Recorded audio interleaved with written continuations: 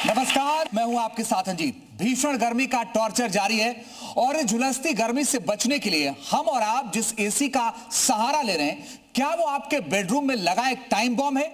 दिल्ली के विवेक विहार में 9 मौतें, गोकुलपुरी में एक मासूम की जान, वजह सिर्फ एक एसी ब्लास्ट। सोचिए, जिस एयर कंडीशन को हम सुकून की नींद के लिए चलाते हैं, वो अचानक मौत का सामान कैसे बन गया? क्या यह सिर्फ एक हादसा है या हमारी लापरवाही का नतीजा? आखिर क्यों घर घर में लगे ये एसी अब फटने लगे हैं? आज इसी पर होगी देश की सबसे बड़ी बहस। हमारे साथ जुड़ेंगे एक्सपर्ट जो बताएंगे कि आप अपने घर के इस एसी बॉम्ब को कैसे डिफ्यूज कर सकते हैं, कैसे उससे बच सकते हैं। हमारे साथ जो मेहमान हैं उनसे भी आपका परिचय करवाएंगे, लेकिन आइए सबसे पहले आपको एक रिपोर्ट के जरिए दिखाते हैं कि कैसे पिछले दिनों एसी ब्लास्ट की तमाम घटनाएं सामने आई हैं और उसके बाद से लोगों की चिंता बढ़ी हुई है। तो पहले ये रिपोर्ट आप देखिए।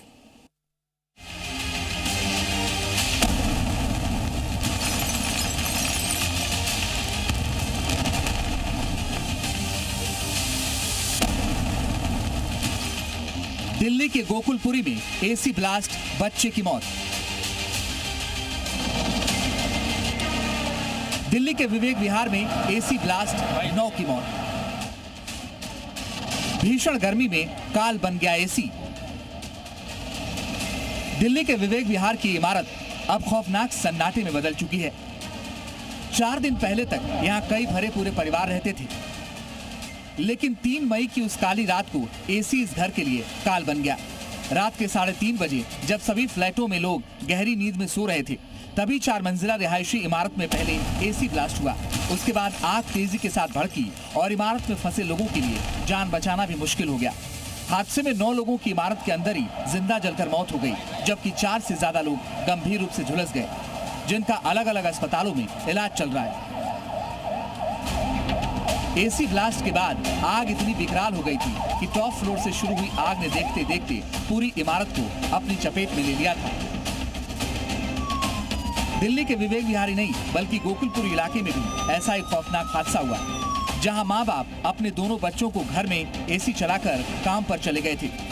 तभी अचानक घर में धमाका हुआ और पूरे कमरे में धुआं भर गया।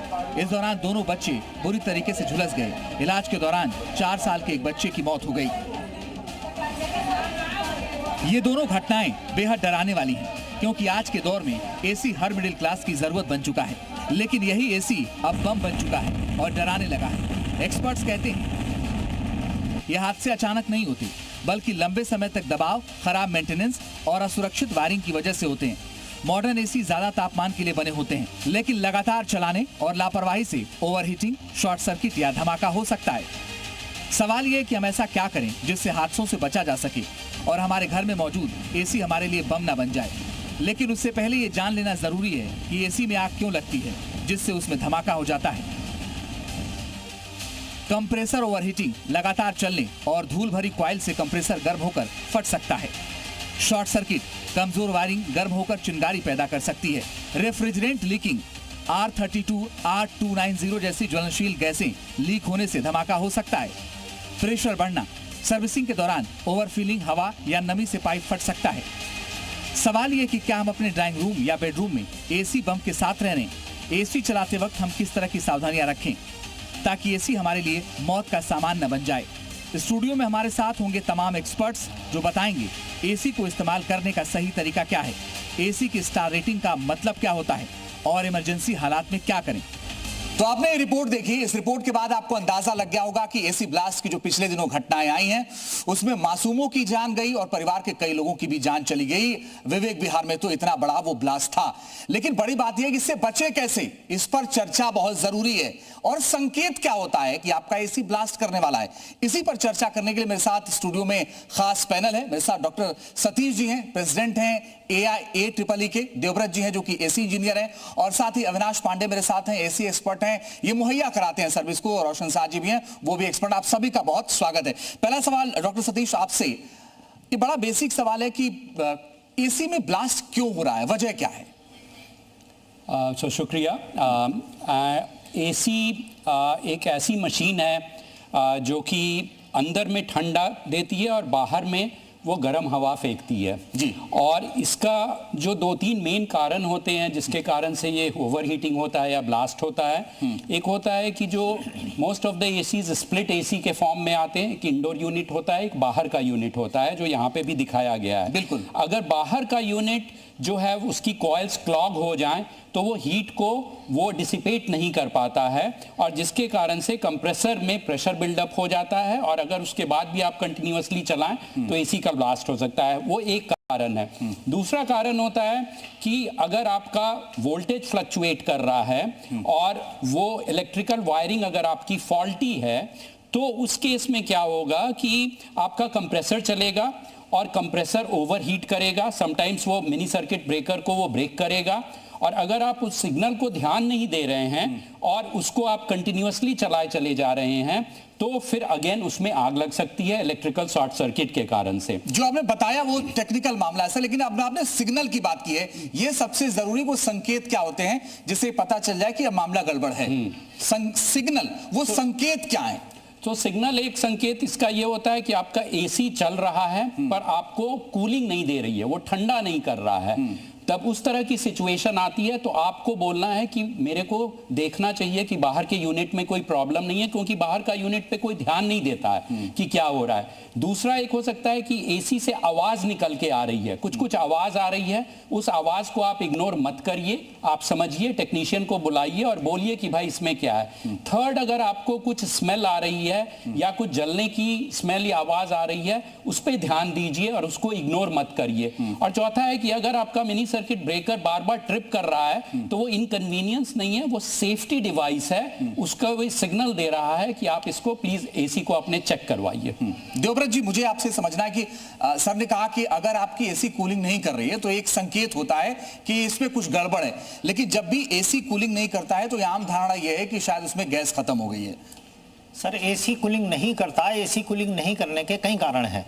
या तो कहीं से वायरिंग फॉल्ट हो चुकी है, या कंप्रेसर ओवरहीट होकर ट्रिप हो चुका है, या फिर आपकी मशीन ब्लॉक है, हीट एग्जॉस्ट नहीं कर पा रही, वो भी एक कारण है। और ये जो संकेत की बात हुई सर, विंडो एसी में तो संकेत का पता चल जाता है, कस्टमर को पता चल जाता है मेरे एसी से आवाजें आने लगी या कुछ अलग हट के आवाज कर रहा है या किसी तरह की खड़ की आवाज या कंप्रेसर के टिप होने की, हिलने की, कंपन की आवाज आ रही है। लेकिन स्प्लिट एसी में ऐसा नहीं होता। स्प्लिट एसी में सारी मशीन जो टोटल होती है वो आउटडोर में होती है। देवव्रत जी, जरा आप आगे आइए, आप तो बेहतर तरीके से समझते हैं। एक जो मामला है गैस लीकेज का, जी सर, क्या उससे भी किसी तरीके की ब्लास्ट का खतरा रहता है गैस लीकेज की वजह से? क्योंकि अभी इसमें बताइए कि गैस क्या होती है, लीकेज क्या होता है, इसके बारे में थोड़ा बताइए। सर गैस लीकेज से जो ब्लास्ट होता है, अभी टेक्नीशियन ने बताया, आप देख रहे हैं यहाँ कंप्रेसर है, कंप्रेसर के ऊपर टर्मिनल होते हैं जहां से ये अंदर करंट लेता है। सर जब ये थिम्बल वीक हो जाती है, आप देख रहे हैं यहाँ पे ये टर्मिनल है, ये टर्मिनल जब लूज हो जाते हैं, स्पार्क करने लगते हैं, तो स्पार्क करने के बाद ये यहाँ से ब्लास्ट हो जाते हैं। गैस जब निकलेगी सर तो गैस जलनशील होती है सर, तो गैस आग पकड़ लेती है। आग पकड़ने के बाद जब वो आग धीरे धीरे बढ़ेगी तो ब्लास्ट होगा, पाइप जलेगा, पाइप गर्म होगा तो ब्लास्ट होगा सर, प्रेशर बढ़ेगा। क्योंकि ऑलरेडी R32 और R32 और R410 ये दो गैस आज न्यू एसी में आ रही, तो इनका जो इंस्टेंट प्रेशर है वो 250 है सर, और रनिंग में कंडेंसर में उनका 350 पाउंड प्रेशर प्लस जाता है। आप देखिए आपकी गाड़ी के टायर में 25, 30, 35 पाउंड प्रेशर होता, लेकिन इसमें 350 पाउंड प्रेशर होता। 350 पाउंड प्रेशर पे किसी कॉइल पे जब हीट लगेगी तो सर क्या होगा, ब्लास्ट होगा।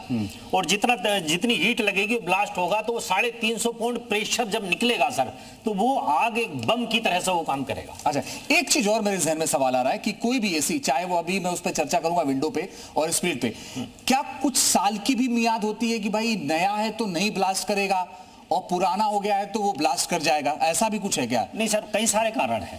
नया भी ब्लास्ट कर सकता है। अच्छा, और 10 साल पुराना भी नहीं कर सकता है? नहीं कर सकता। पुराने में यह होता है सर कि टेक्नीशियन से जब हम सर्विस कराते हैं तो जो नए टेक्नीशियन है या जिनको जो अनट्रेन्ड है तो सर वो प्रॉपर सर्विस नहीं कर पाते। आपके भाई बताया, बाहर से थोड़ा सा धो के चमकाया, अंदर से ये कॉइल दोनों साइड से धो के बिल्कुल क्लीन करनी होती है सर, और इसके साथ क्लीन ही नहीं करना होता, इसी सारी वायरिंग, थिम्बल सब चेक करना पड़ता है, सारे प्रॉपर है। अगर कोई थिम्बल लूज है तो उसे नया थिम्बल लगाना, टाइट करना। अगर वहां कोई कमी रह गई तो सर फिर ब्लास्ट होने के चांस रहती है, क्योंकि स्पार्क से आग कहां से निकलेगी सर? स्पार्क से आग निकलेगी। ओके। और गैस आग को पकड़ेगी सर। ओके। तो ये सारे थिम्बल जितने भी होते हैं टर्मिनल पे, ये सब प्रॉपर चेक करने होते हैं सर। अच्छा, इसलिए 45 मिनट 30 से 45 मिनट सर्विसिंग में लगनी चाहिए। अविनाश जी जरा एक बार इधर आइए, आप बने रहेगा सर। मैं सर आप इधर आ जाइए। ये जो एसी है, ये विंडो एसी है। आमतौर पे हम ये देखते हैं कि जब विंडो एसी होती इसका ये खुल सकता है क्या?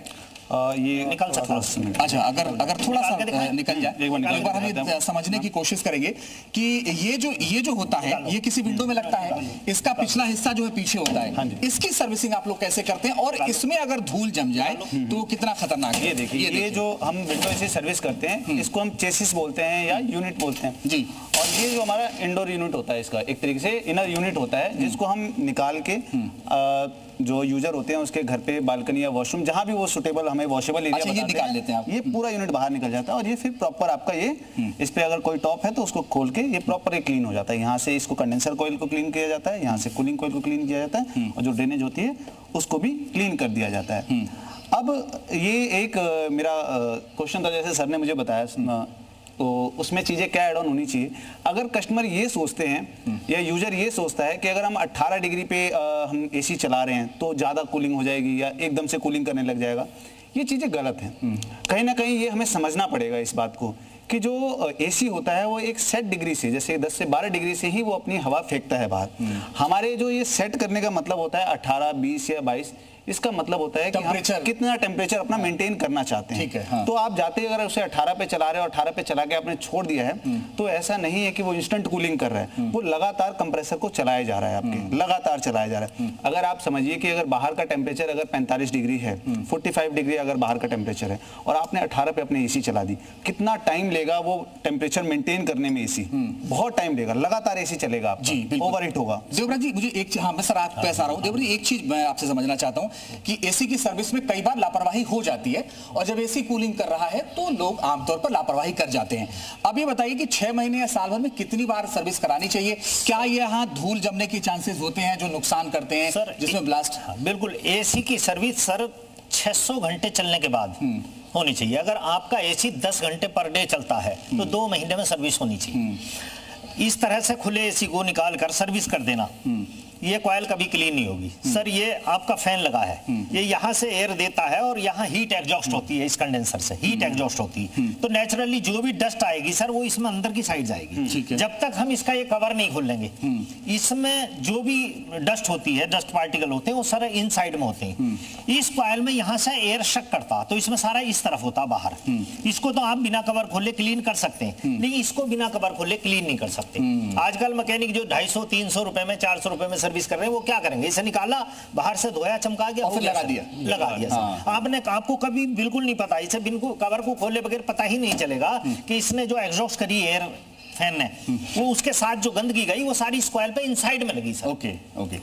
जो आपका इसी में जो आपका ये स्प्लिट एसी है सर, इसमें वो वही डस्ट बाहर की साइड से होती है, क्योंकि एयर एग्जॉस्ट, हीट एग्जॉस्ट इधर से हो रही, तो शकिंग कहां से हो रही है? यहाँ से। तो जो भी डस्ट पार्टिकल आएंगे इस कॉइल में यहाँ लगेंगे। तो इसको क्लीन करने के लिए इसको भी, हालांकि यहाँ अगर डस्ट है इधर से अंदर की इनर साइड से अगर हम प्रेशर नहीं देंगे तो ये भी पानी का, तो ये भी क्लीन नहीं होगा। अच्छा, कॉइल में दोनों तरफ से प्रेशर देना। रोशन जी, देवव्रत सर ने एक बात कही, उन्होंने कहा कि आमतौर पर एक एसी लगभग 10 घंटे चलता है, औसतन की बात उन्होंने एक आंकड़ा दिया, मगर बहुत सारे लोग 23 घंटे भी चलाते हैं, 22 घंटे भी, जब जिसका वर्क फ्रॉम होम है, जो घर पे है वो चलाते हैं, तो क्या उससे किस तरह का खतरा होता है एसी को?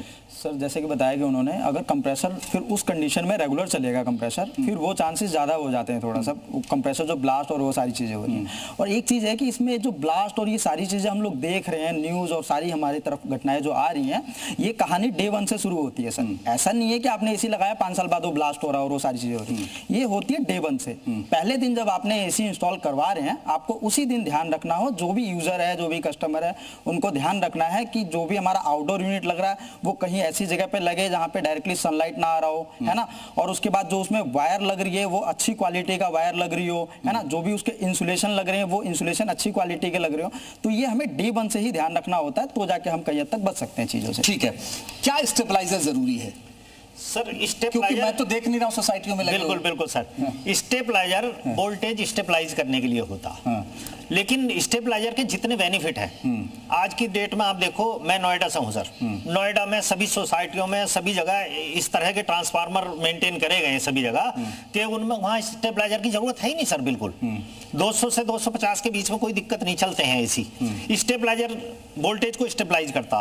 अगर स्टेबलाइजर किसी वजह से उसका कार्ड फेल हो जाए, ऑटोमेटिक सिस्टम फेल हो जाए, तो अगर आपकी 220 आ रही है और 300 वोल्ट देगा, वो आपको 280 या 300 वोल्ट देगा, उस समय पे क्या होगा, एसी आवाज करके चलेगा और ओवर हीट होगा, क्योंकि करंट रेटिंग बढ़ जाएगी। जब वोल्टेज बढ़ेंगे तो करंट रेटिंग बढ़ेगी, करंट रेटिंग बढ़ेगी, आवाज भी बढ़ेगी, आवाज बढ़ेगी, लोड पड़ेगा कंप्रेसर पे। मतलब यही कारण धीरे धीरे सर वहीं जाते हैं, या तो थिम्बल बस्ट होगी या कंप्रेसर ओवर हीट होकर ट्रिप होगा।